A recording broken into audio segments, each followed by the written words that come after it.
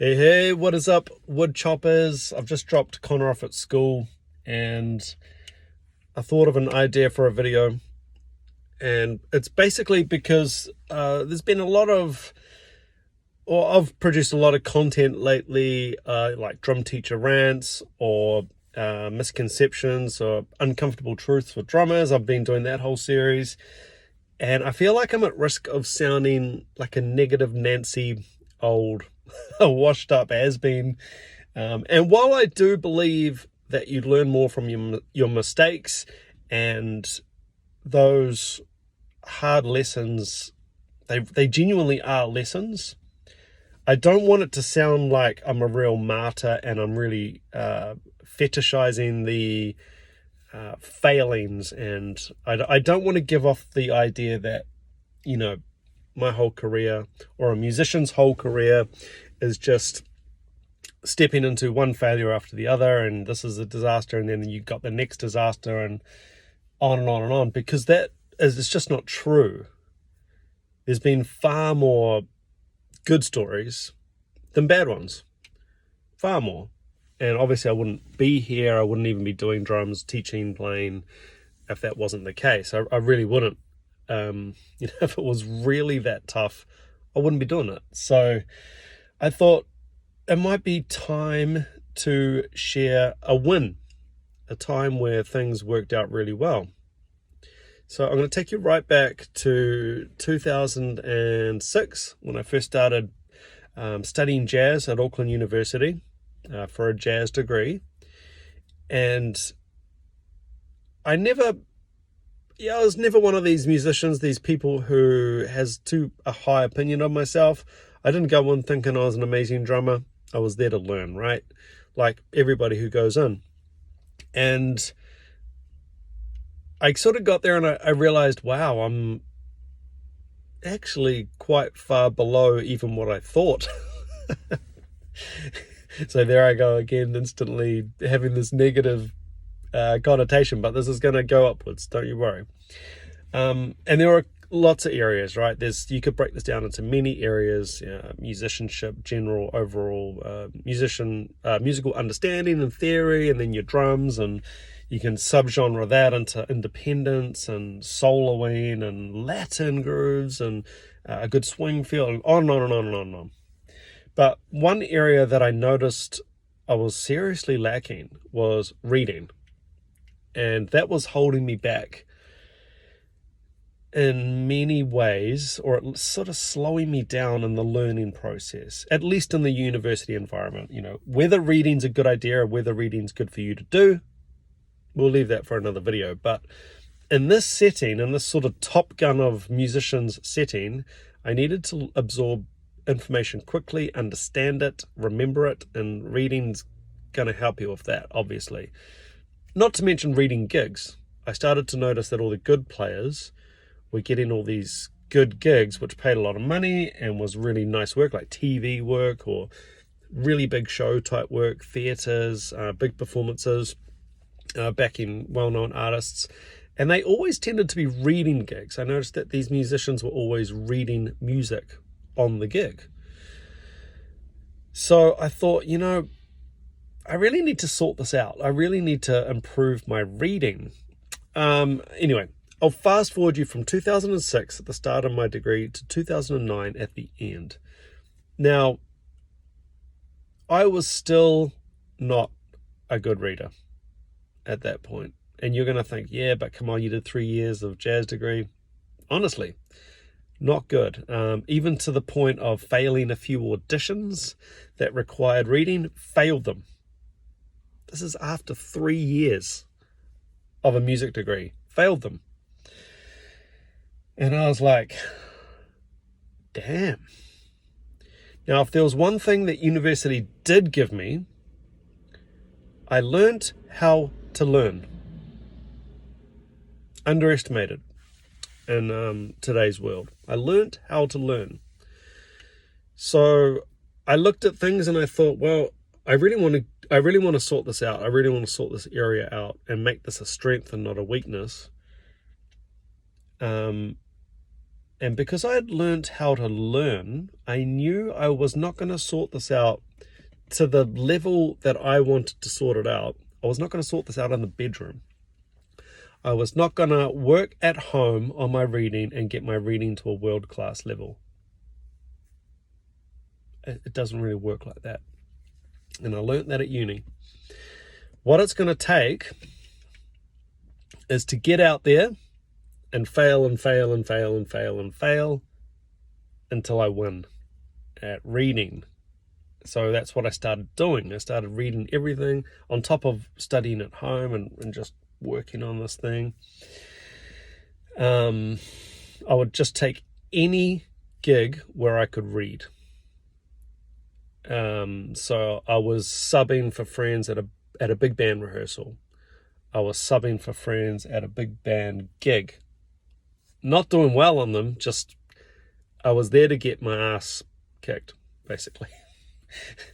And anything, just anything, any situation where I would be made to feel really uncomfortable, really out of my comfort zone. And it was read, it was like, you got to play or not play. You know, if you're here, you're the drummer, man, you're in the throne, you need to play.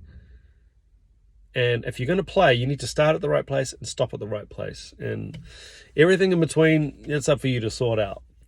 But I did this. And I thought, well, this is going actually okay. Like, it was so uncomfortable that I knew it was a good thing, right? I knew it was so, like, ugh, and so nasty that I was like, okay, so this is definitely working because this feels tough, right? I don't want to be out there embarrassing myself, so, you know, you work on it.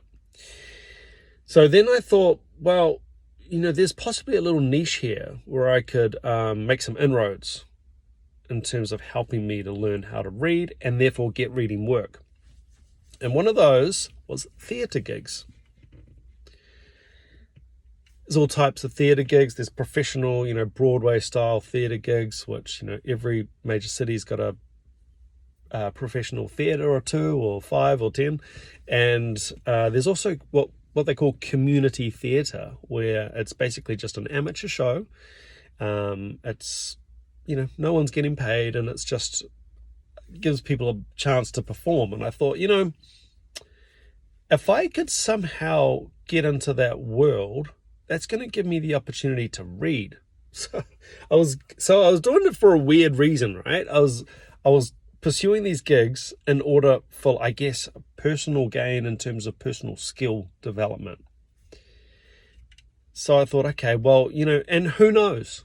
In terms of career, I've just finished this jazz degree. I need money to live because everybody likes to eat and have a roof over their head. So I thought, well, you know, if I did 15, 20 of these shows, that's a hell of a lot of gigs. That's a hell of a lot of reading gigs. Maybe I'll be ready for a professional theatre show and I could make a career, or I could make some money out of that, you know, as I'm trying to be a professional or working drummer. Again, long story short, I end up getting offered this gig. It was a amateur thing. They just sort of paid us for gas at this funky little theatre in the middle of Auckland City that I'd never heard of. Small, seated like, it might have seated as little as sort of 60 people, small. And I'm doing this gig and I'm really doing my best. I'm really working on this, and I've really hopefully developed my skills. And as they say in the industry, you need to do gigs to get gigs. What I hadn't thought about when I thought if I do 15 to 20 gigs, I might get offered a professional gig. What I hadn't accounted for was all the MDs in the scene. Like, for example, in the theatre world, all the MDs will know each other. MDs, musical directors, right? The people that basically organize the band and will hire the band and select the players.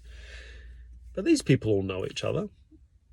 And I did the show, and my phone starts ringing from MDs who I didn't know, but I knew by name and I knew by reputation. I was like, whoa.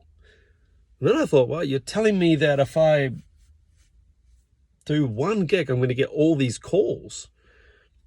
And then call. It was amazing. So again, this is a not to brag, this is just to let you guys know a good story as opposed to all the bad ones I've given. So one of these calls in particular, he said, hey, I really need a drummer soon. It was like 2 weeks or something like that. And I mean, I was down, as I say, I was down for anything. I was ready to jump on any gig. And he said, hey, I saw you at that show. You're obviously a really good reader. And I was like, yeah, I'm a great reader. He's like, man, that's just what I need for this show. I can't find any reading drummers. Are you available on such and such a date? Which as I say, was really soon, like 10 days, 2 weeks or something. And I said, yeah, of course, of course I'm free. And he said, this is, I haven't been able to find anyone. It's a big gig. It's a reading gig. It's in this big venue. And thinking back to struggling to read, looking for opportunities, looking for a career, and how all this work ties in and builds up. And he says, is $800 going to be enough for the gig? Oh, $800 for one show. Wow. I mean, I didn't say that. I said, yeah, it should cover it. So again, the thing here is not to brag. It's never to brag. It's to be honest. I'm not flexing money. What I'm trying to say is, if you work really hard, with good intentions, things can actually happen faster and bigger than you expect. I never expected that. As it turned out, in terms of theatre gigs, it was probably one of the highest paid theatre gigs I ever did in my life. But it was a cool gig. We did a couple of gigs in that series of shows, and the same MD said, well, hey, next time I've got a gig, I'm calling you, because you're easy to work with, you're a great reader, and you're a great player, so I'm calling you. And I'm just like, wow, this worked. This thinking that I had, and this plan, I guess, worked. This really, really worked. I put in the work, and that worked. And then obviously at that show that he hired me for, other MDs were at that, and they're calling and saying, hey, who's the drummer?